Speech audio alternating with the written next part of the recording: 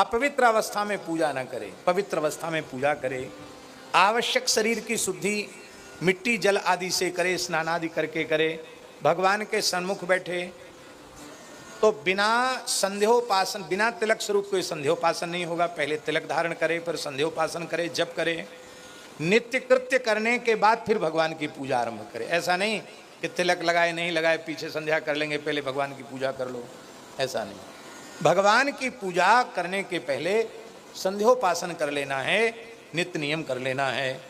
और फिर प्राण संयम नादि भी, फिर आचमन प्राणायाम करना है, फिर भूशुद्धि, भूत करना है, पिंडम संशोध्य, इस पिंड की भूत शुद्धि, भूशुद्धि करने के बाद विधि पूर्वक मंत्र देवता आदि का न्यास करके, क्योंकि देवो भूत्वा देवम यजेत, इन हाथों से भगवान की पूजा होगी।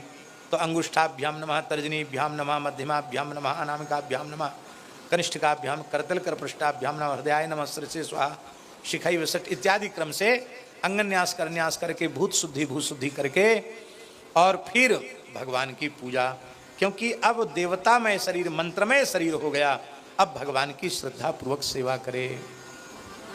सबसे पहले क्या करे, कहते हैं कि पूर्व दिवस के जो पुष्प आदि हैं उन निर्माल्य को अलग करे। सबसे पहले झाड़ू लगाने की सेवा है पुजारी की, फिर पोछा लगावे, जंतु आदि को निकालकर पृथ्वी को मार्जन करे, गाय के गोबर से लीप दे, और यदि पक्का फर्श हो तो पवित्र जल से उसको धुलाई कर दे, प्रक्षालित कर दे।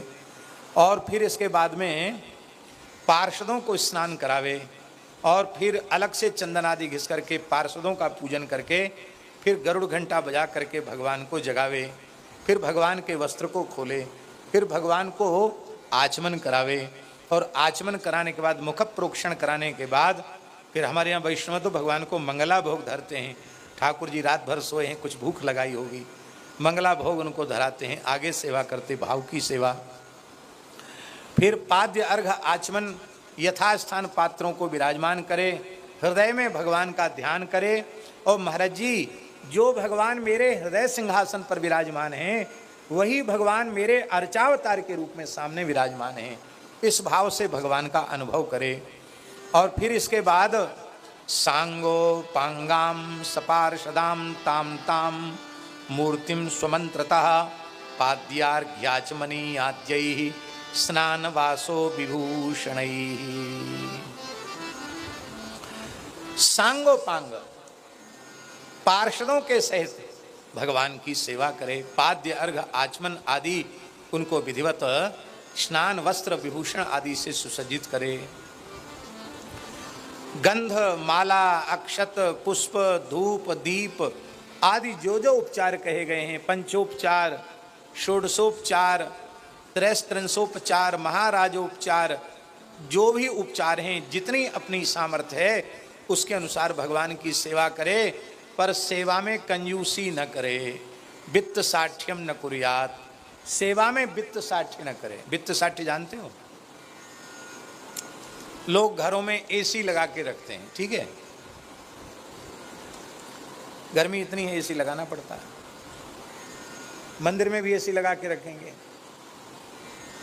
जितनी देर मंदिर में पूजा करेंगे भगवान की, अपना भज्जा पप करेंगे तब तक एसी चलाएंगे, और भगवान की अपना पूजा खत्म हुई बंद किया एसी चले गए। भगवान की तो 36 प्रकार के पवन सेवा करते हैं, वहाँ एसी वैसी की क्या जरूरत, वहाँ ब्रह्मज्ञान ले आएंगे। अरे भाई, इसका मतलब तुमने उतनी देर के लिए जो एसी पंखा चलाया वो भगवान के लिए नहीं चलाया, अपने लिए चलाया, ये ठीक नहीं है। भगवान की सेवा में बहुत सूक्ष्म विचार करना चाहिए, भगवान की किसी वस्तु का स्वयं उपयोग नहीं करना चाहिए। यहाँ तक लिखा है महाराज जी, भगवान के लिए प्रज्वलित जो दीपक है उस दीपक के प्रकाश में अपना नित्य पाठ भी नहीं करना चाहिए, कि वहीं भागवत वाल्मीकि का और राम रक्षा का और रामस्तव राज का वहीं पाठ कर लेंगे, नहीं। वो दीपक भगवान के लिए, तुम्हारे पाठ के लिए नहीं है। भगवान के दर्पण में अपना मुख नहीं देखना चाहिए। भगवान के पात्रों में जिनमें भोग लगाया जाता है उसमें स्वयं नहीं खाना चाहिए। ये सब मर्यादा भगवान की सेवा में रखनी चाहिए।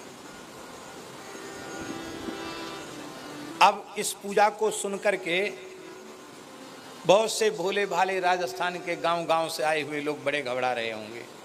बोले भू शुद्धि, भूत शुद्धि, अंगन्यास, करन्यास, यूं त्यों। आपने तो इतना भारी कर्मकांड बता दिया कि इससे अच्छा तो हम अपने घर के ठाकुर जी को किसी मंदिर में पधराया में, चाहे सेवा हो चाहे न हो। अब हमसे तो इतनी लंबी चौड़ी सेवा बनेगी नहीं, हमको तो कोई मंत्र आते नहीं हैं। तो केशवराम जी महाराज, भोले भाले लोगों को भी एक व्यवस्था दी गई है इस प्रकरण में। मूल मंत्रेण चार चयेत।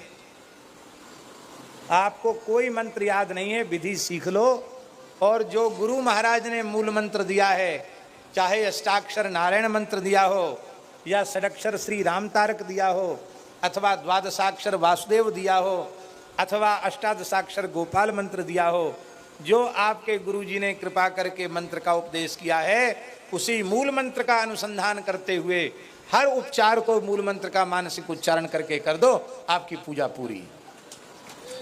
बोलो भक्तवत्सल भगवान की।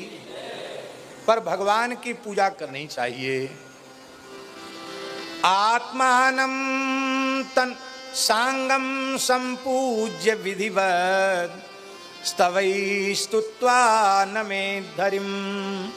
सांगोपांग पूजा करके और भगवान की स्तुति जरूर करनी चाहिए। इसलिए मंदिरों में ये जो परंपरा बनाई गई ना कि आरती के बाद स्तुति, वो इसलिए जरूरी बना दी गई कि खाली पुजारी पर छोड़ दोगे तो पुजारी स्तुति बंद कर देंगे। इसलिए ये परंपरा प्राचीन मंदिरों में बना दी गई कि आरती के बाद स्तुति अनिवार्य है, और स्तुति प्रार्थना में सबका खड़ा होना भी अनिवार्य है। सबको जरूरी है आरती स्तुति में खड़ा होना चाहिए।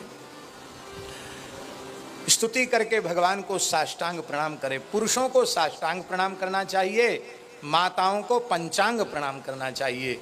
इस तरह से भगवान को विधिवत प्रणाम करें, और फिर भगवान का अर्चन करके उनको अपने यथास्थान सिंहासन पर विराजमान कर दे। जो विशेष सहस्रार्चन का निर्माल्य है, उसको भगवत पार्षदों को निवेदित करके मस्तक पर धारण करे, सूंघे, फिर उसको पवित्र स्थान में विसर्जन के लिए विराजमान कर दे।